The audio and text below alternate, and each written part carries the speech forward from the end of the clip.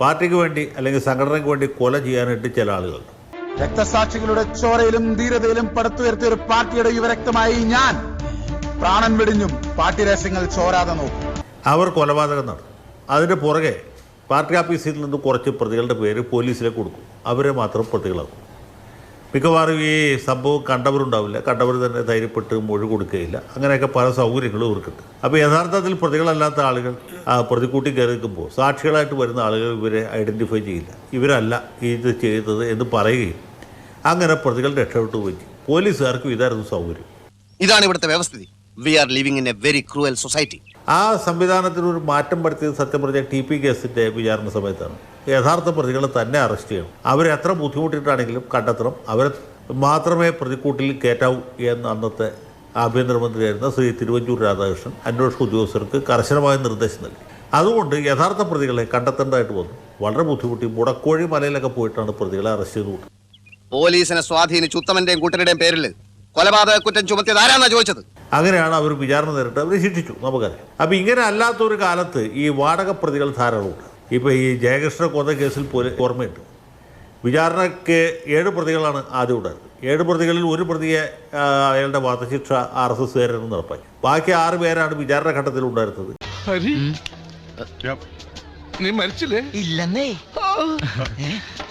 ഈ ചന്ദ്രദാസിന്റെ കോടതിയിൽ വിചാരണ നടന്നുകൊണ്ടിരിക്കുന്ന സന്ദർഭം ഈ കേസിന്റെ പോക്കെക്കോടാണ് പോകുന്നതെന്നുള്ളത് പ്രതികൾക്ക് മനസ്സിലായി. കുറ്റം തെളിഞ്ഞാൽ കയറിൽ കുറഞ്ഞ ഒരു ശിക്ഷ കിട്ടുകയില്ല എന്ന് ബോധ്യമായ സമയത്ത് ഒരു ചെറുപ്പക്കാരൻ 6 പ്രതികളിൽ ഒരാൾ തീവണ്ടിക്ക് മുമ്പിൽ ചാടി ആത്മഹത്യ ചെയ്യുന്നത്. കാരണം അവർക്ക് സമ്മർദ്ദം താങ്ങാൻ പറ്റുന്നില്ല. യഥാർത്ഥത്തിൽ കുറ്റം ചെയ്തവർക്കാണെങ്കിൽ കുഴപ്പമില്ല, ജയിലിൽ പോകാൻ തയ്യാറില്ല. അതിനൊരു ന്യായമുണ്ട്. ഇതങ്ങനെയല്ല, പാർട്ടിക്ക് വേണ്ടി കുറ്റം ഏറ്റ ആളുകളായിരുന്നു അതിനകത്തുണ്ടായിരുന്നു. എല്ലാവരും അല്ല, അതിൽ ചിലരൊക്കെ.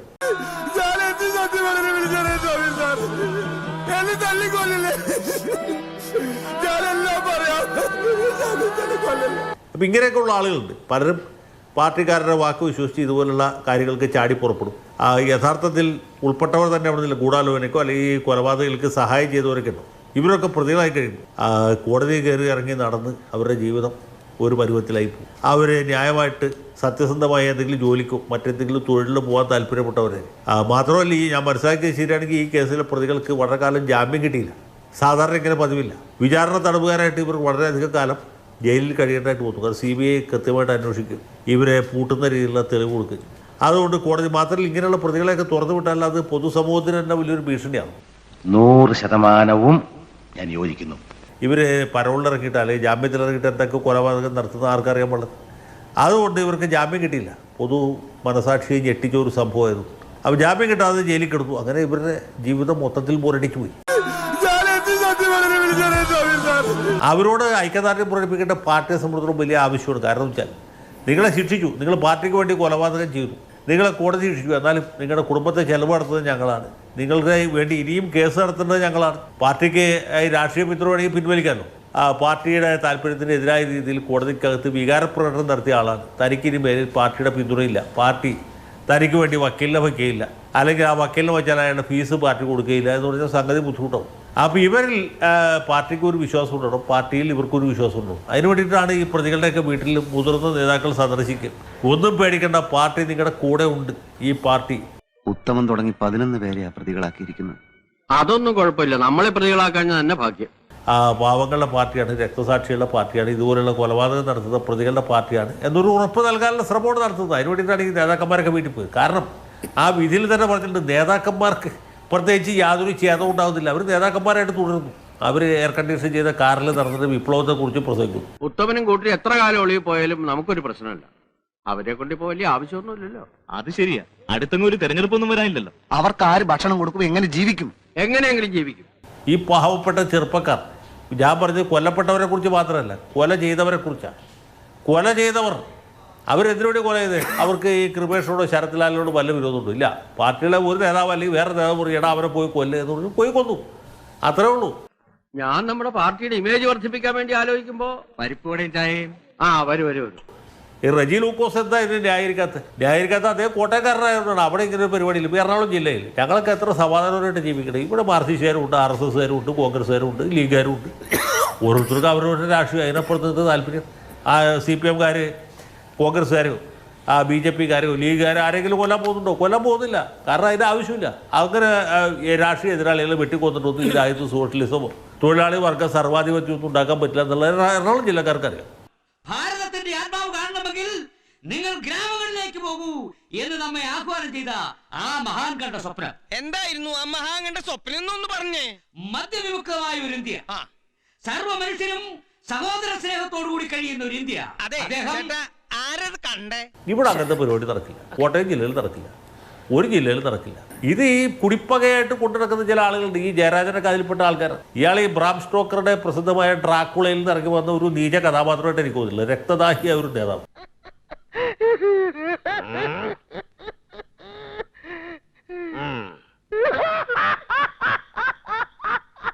കൊലപാതകം ചെയ്യാൻ ഒരു അറപ്പുമില്ലാത്ത, എത്ര ആളെ കൊന്നു എന്നുള്ളത് ഒരു വലിയ കേമത്തമായിട്ട് കരുതുന്ന ഒരാളാണ് ഈ ജയരാജൻ.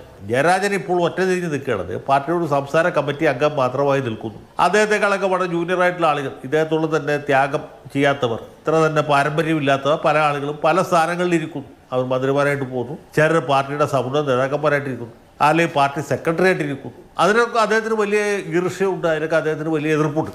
അപ്പോൾ ആ എതിർപ്പ് മറ്റു തരത്തിൽ പ്രകടിപ്പിക്കാൻ പറ്റാത്തതുകൊണ്ടാണ് അദ്ദേഹം ഇങ്ങനെ ഒരു അഭിവാദ്യ പ്രഹസനവുമായിട്ട് കണ്ണൂർ ജയിലിൻ്റെ മുമ്പിലെത്തിയത്. പാർട്ടിയുടെ നിലപാടിനെതിരായിട്ടുള്ളത് ഒരു പ്രവർത്തിയാണ് അദ്ദേഹം ചെയ്തത്. പക്ഷേ പാർട്ടിക്ക് ഇദ്ദേഹത്തിന് ഒരു നടപടി എടുക്കാൻ പറ്റും. അധികാരം കയ്യിലില്ലെങ്കിൽ പാർട്ടി തന്നെ ഒരു ശവമാണ്. പി ജയരാജൻ ചെയ്ത പാർട്ടി വിരുദ്ധ നടപടിയാണ്.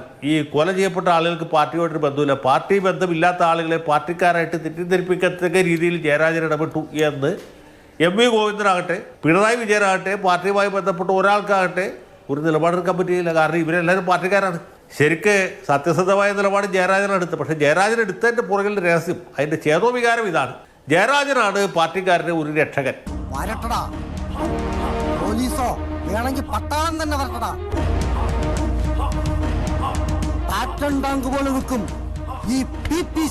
പാർട്ടി സഖാക്കൾ കൊല ചെയ്ത് ജയിലിൽ പോകുമ്പോൾ ജയിലിൻ്റെ ഗേറ്റിൽ ചെന്ന് അഭിവാദ്യം നയിച്ച ആളാണ് ജയരാജൻ എന്ന ഇംപ്രഷൻ ജയരാജൻ്റെ ആരാധകരുടെ ഇടയിൽ, അദ്ദേഹത്തിൻ്റെ സ്തുതിഗായകരുടെ ഇടയിൽ ഇതിപ്പോൾ അദ്ദേഹം വലിയൊരു താരമായി മാറിയിരിക്കുകയാണ്.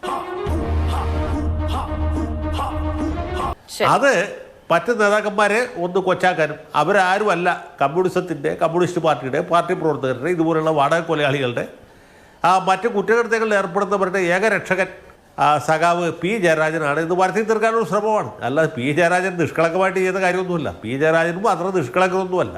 പിന്നെ അദ്ദേഹത്തിന് യാതൊരു അറപ്പുമില്ല. ഇങ്ങനെയുള്ള കുറ്റകൃത്യങ്ങളൊക്കെ ചെയ്യുന്നതിലും ചെയ്യിക്കുന്നതിലും കഴിവ് തെളിയിച്ച ആളാണ് എന്ന് പറയുന്നത്. അതാണ് മറ്റു നേതാക്കന്മാരും അദ്ദേഹം തമ്മിൽ വ്യത്യാസം. അല്ല, പി ജയരാജൻ നിഷ്കളങ്കരായതുകൊണ്ടല്ല, ഇങ്ങനെ ഒരു സന്നിഗ്ധാവസ്ഥയിൽ പാർട്ടി എത്തിക്കുന്നതിലും അതിൽ നിന്ന് എന്തെങ്കിലും പൊളിറ്റിക്കൽ മൈലേജ് ഉണ്ടാകാൻ പറ്റുമെങ്കിൽ ഉണ്ടാകട്ടെ എന്ന് വിചാരിച്ചിട്ടാണ് അദ്ദേഹം ഇത് ചെയ്തത്. ഞാൻ പോകുന്നു. Bye bye.